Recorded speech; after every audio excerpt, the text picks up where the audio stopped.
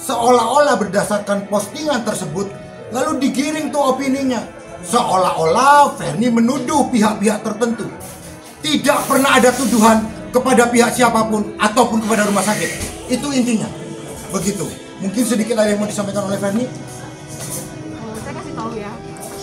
Kenapa saya sama sekali tidak suka dengan Densu dengan di podcast yang tersebut. Selalu mengungkit masalah. Karena anak saya ini sudah umur 11 tahun yang sudah main sosmed ya. Dan sedangkan saya ibu yang susah payah membesarkan dia sambil kerja, sambil mengembalikan mental dia. Kalau misalnya itu terus-menerus diungkit mau 20 tahun, 30 tahun, orang yang tadinya tidak tahu menjadi tahu, orang yang tadinya lupa menjadi ingat.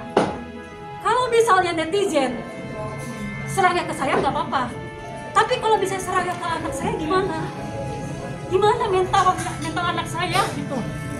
Dia seharusnya mikir itu Ya, lalu berikutnya begini. Ada beberapa orang yang mengatakan kasihan kepada yang merasa menjadi korban begitu dalam postingan tersebut. Kasihan. Begini, kita orang dewasa tidak perlu dikasihani. Saya mau sampaikan, Ferni tidak perlu dikasihani juga. Yang perlu dikasihani adalah anaknya. Anak usia 11 tahun nih. Sampai hari ini Ferni masih berjuang untuk membuktikan siapa sih ayahnya. Nah, dari perjuangan itu tersebutlah, apakah salah seorang ibu ini ingin melakukan tes DNA tersebut? Sekali lagi, bukan mempertanyakan hasil yang pertama, tetapi untuk lebih meyakinkan begitu, dan tidak menyerang kepada pihak siapapun. Sekali lagi, Ferni tidak perlu dikasihani. Sebagai seorang ibu, dia berjuang mencari nafkah untuk kebutuhan anaknya. Pertanyaannya, mata kita harus tertuju kepada anak itu. Anak usia 11 tahun yang tidak punya salah, tidak punya dosa, harus tersangkut. Marilah kita pandang anak itu untuk kedepannya supaya mentalnya adalah menjadi mental anak yang sehat. Sekali lagi, mekanismenya seperti apa dan bagaimana dengan proses hukumnya. Nah, kalau sekarang memang sudah disetujui, pertanyaannya, kalau memang sudah mau nih ya, dengan sukarela mau melakukan katanya nih tes DNA kedua untuk lebih meyakinkan, kan begitu. Pertanyaannya, kenapa harus lapor polisi? Ya dong, kan bisa diselesaikan. Kalau itu merupakan jalan keluar, ayo kita sama-sama melakukan. Jangan didahului dengan proses hukum. Begitu loh. Sekali lagi, ini tujuannya adalah hanya untuk lebih meyakinkan Ferni. Itu aja. Jadi kalau dikatakan, ayo kapan? Saya balik tanya, kapan Anda siap? Duduk sama-sama, duduk sama rendah, berdiri sama tinggi. Sehingga tidak ada pihak-pihak yang dirugikan. Dan untuk kepentingan dari anak itu, yang perlu kita lindungi ini kan si anak. Supaya bertumbuh dengan baik, supaya jangan muncul lagi isu-isu yang lain begitu loh. Ayo kita fokus di permasalahannya. Kalau memang setuju ya, kalau memang yang tadi disebut itu mau begitu loh. Kalau memang mau, ya ayo kita atur mekanismenya seperti apa dan bagaimana dengan proses hukumnya. Itu dulu pertanyaannya. Kak Ferni, sempat ada Kak Ferni sindir-sindiran sama nyindir istrinya Pak Densu yang belum punya anak. Gimana sih itu, Kak? kenapa nyindirnya di mana?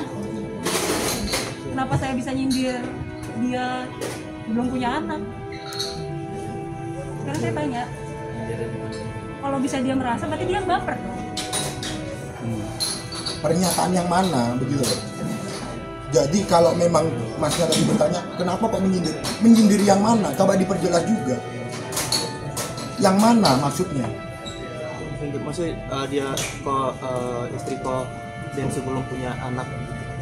Yang mana masalahnya? Yang ngarang-ngarang. Ada nggak postingan yang begitu? Nah ini nanti besok yang muncul beritanya beda nih. Ferni Hasan menyindir.